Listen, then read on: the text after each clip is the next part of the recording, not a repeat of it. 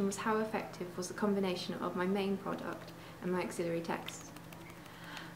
Throughout the project I created a poster for my trailer My Boy Byron, a film magazine front cover entitled For Front Row Magazine, a magazine I created, and my trailer. When creating my poster, I felt that it could have been better if I'd had more training in Photoshop CS5, because my fog elements probably weren't as realistic as seen in some of the film's posters, such as Silent Hill, which used really realistic fog. So I wanted to make sure that my text would have been a little bit better, in the sense that I wish I'd been able to cut around it in more detail, but due to the fine quality of my text, this was tricky at some points. However, I was pleased with the use of the tree in my poster, as this acted as a focal point, drawing in the audience's eye to my actors and the title of the film, which is similar to the use of the road in the film poster for The Happening. When creating my magazine front cover, I also felt that I could have gained more knowledge in Photoshop 5, with effects like glow and emboss could have been made better.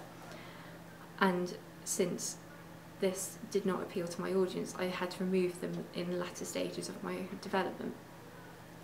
However, I was pleased with the overall quality of the headshot of Byron, as it looked very professional, and my audience felt that it really did look like a typical demonic gothic character, as his head being tilted down didn't allow the audience to see his eyes and made it feel more uneasy.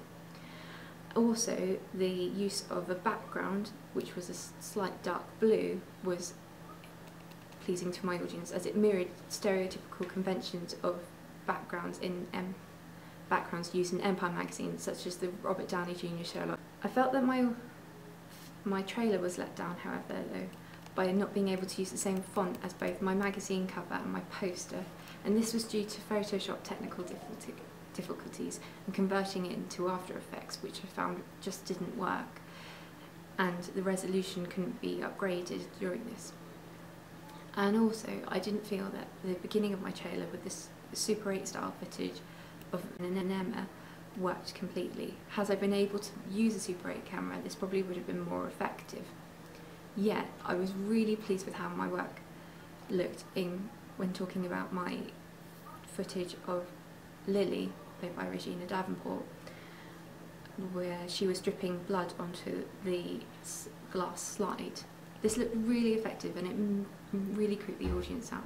And more importantly, it produced high definition film, which I used using just a plastic sheet and the 600D Canon camera. And considering the simplicity of the shot, it was really effective.